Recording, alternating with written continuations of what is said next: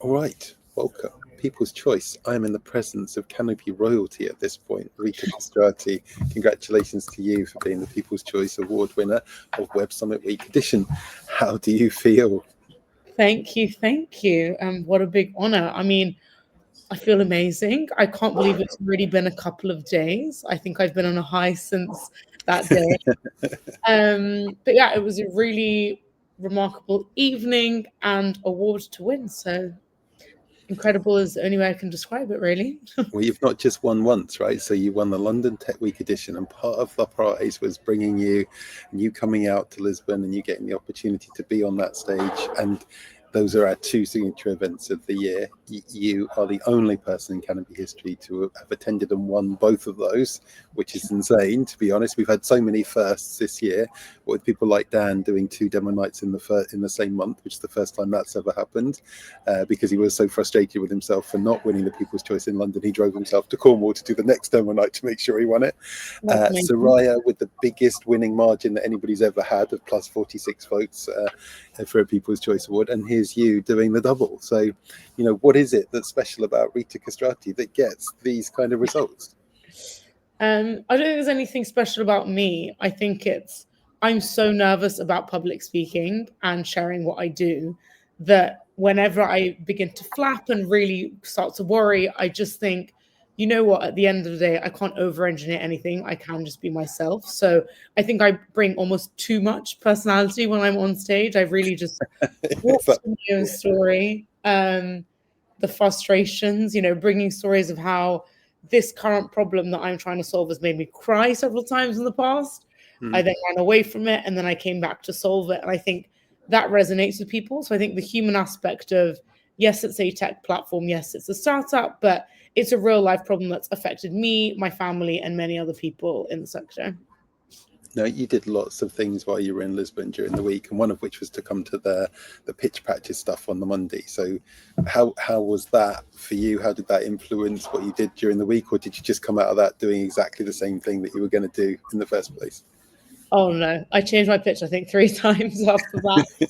Um, so yes, jam-packed couple of days. I think that pitch practice and mini accelerator was exactly what I needed to set the tone for the week. I met so many incredible founders that day, You as well as stood on a wall, you looked out over the water, you did all sorts of things, right? yes, stared into people's eyes, learned a lot about confidence and breathing. So I just think it was just such a step out of the ordinary, and something that founders need sometimes. We're typically cooped up in our living rooms or bedrooms day and night, with ourselves and our thoughts. So having that kind of fresh new environment and accelerator was really amazing, and taught me a lot before my pitch on Wednesday.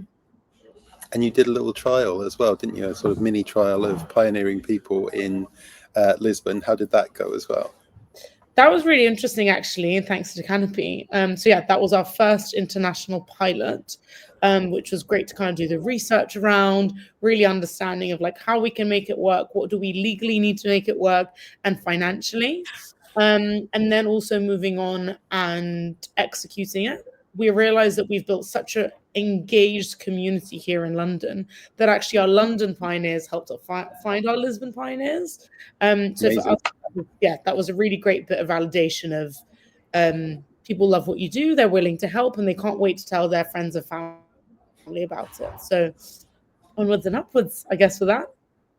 Incredible, incredible. So, what's next for you? I mean, you've been doing all these great things in parallel to actually starting a really great company and getting real stuff done, right? You're not just about the awards and things and becoming royalty in our community. You've actually got revenues and companies working with you and people working with you. So, what's next?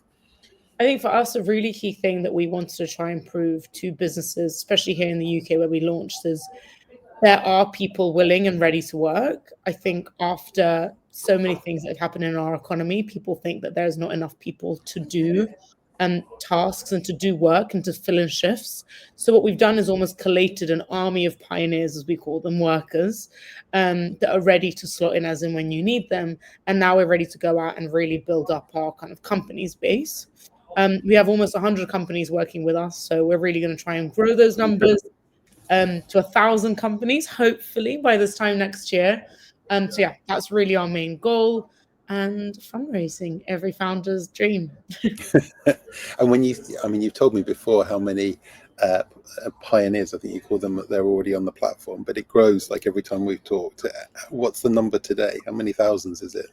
It's almost 10,000, so it's just under, it's around the kind of 9,000-ish mark. Would love to hit 10,000 before the end of the year, so we've got 6 weeks to do that. But yeah, that's how many we've got through completely organic marketing, which has been really amazing and really interesting to achieve for us. Every time I see your social media, I just think I wish you were in charge of the Canopy social media, the way you kind of galvanize things and have real stories and kind of real human connection behind it. I think it's amazing. Oh, Congratulations to you. thank you. Thank you. Yeah, I love social media. I always say to people that I would love to just be full-time socials and not do anything else. But I think that's the world of a founder. You do have to just wear every hat and see where you go with that. Absolutely. Now, you obviously spend a lot of time in London with what you do, and you've just spent time in Lisbon, which is not your first time in Lisbon, but how do you now compare and contrast the two? What are the reflections and lessons that you're taking home? Wow, I think I came away from Lisbon. I was only there for under a week actually, but it felt like such a long time because I did so much, especially with Canopy. Um, but I think my main reflections are just the collaboration that I felt in Lisbon was really, really high. And I always say, collaboration over competition. Mm. And as much as I try to say that, I don't feel like it's done so much here, but I definitely saw it happen quite a lot out in Lisbon. Whether it was Web Summit Week or it was just the fact that people had flown in from all over the world and were just excited to, get stuck in with meeting one another, I don't know. But I guess that was my biggest reflection of it's okay to step out of your comfort zone. It's okay to step out of your usual working space, and just get out there, meet a range of different people, and see how you can help one another.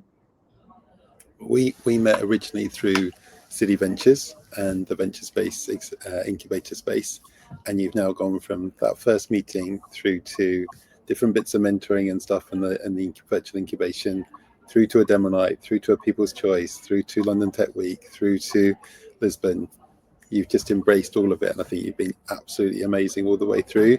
You've not just been an exemplar for City Ventures, but you've been a massive part of the community. You've helped others, you provided guidance and support, and you've thrown yourself into everything, including standing on a wall in front of others, staring into each other's eyes, learning how to do stuff which you were uncomfortable with. And I just wanted to say thank you so much for being such an amazing part of the community and really representing so incredibly well everything we try to do and everything City Ventures is about as well. Thank you. Oh, thank you. And thank you for all the opportunities and mentoring and listening to all of our ups and downs and being part of the journey. I think it's been incredible to kind of grasp opportunity whilst it's in front of us. And like you said, a huge thank you to City for actually facilitating this partnership and collaboration. So yeah. Yeah, I don't know if we'd have crossed paths without the kind of City Ventures connection. And I think also people who maybe don't know you might see the glory of the awards and the other things going on, but I know how hard you work and I know how much you put into these things and how much of you is kind of invested in this as well. This is not just like a token effort of I'm going to fundraise. It's like Rita's both boots all in, getting on with stuff every day. And I think that's pretty special. Well done to you, and you deserve all that you get from these different awards and things as well. Oh, thank you very much. Thank you for making it all come to life. So last question for you today, Rita, before we sign off. What's your best piece of advice for somebody even vaguely thinking about coming to demo night? How would you guide them to get, your kind of success, the People's Choice Awards? Oh, I would say throw yourself in. I think, like you mentioned, I feel like I just jump into like every resource and everything I have around me, which is really funny and ironic because I never used to be like that. At school, I was like never the one to sign up to any clubs, any extracurricular. I kind of just wanted to like shy away from all this stuff, because I was just a shy person. I think I realized that allowing yourself and being open to opportunities is actually what helps you kind of achieve that success, and what builds your good luck. I think people always talk about luck, but you have to make your own luck. But in terms of like succeeding on a demo, I would say really just make sure that yes, it is just 4 slides in a couple of minutes, but really nail down on the points that you care about, you think the audience is going to care about, and work very hard at it. I think when I did my first ever one, I was so nervous I almost didn't want to prepare because I was like cringing hearing my own voice preparing. But for this one, I just kept going and going and saying it other people, voice noting to friends and family, voice noting to myself, writing it, by hand, typing it. And I just think at the end when I got on stage, I completely don't remember my notes and just went off on one. But I think it was the fact that I prepared so much, I knew the gist of what I wanted to say. So even though I blanked from nerves, I still knew roughly what I thought was going to really land and resonate, and it did. So I think throw yourself in, prepare as much as you can in every weird way. Don't just think that writing it once or using ChatGPT once is going to help. Yeah, put your all into it, and even if you don't, get the awards that you want at the end, at least you won't look back and say, "Oh, I could have tried that." So just try everything and see what comes out of it. I mean, nobody likes to know how the sausages are made. It's the phrase that sort of springs to mind, right? And anybody looking at Rita today as they watch this will think, she's strong and confident and just totally got this nailed down. She's obviously very good at pitching and really practiced. And I know exactly how nervous she was before Wednesday last week. Watched her walking around in circles and generally just getting her head together.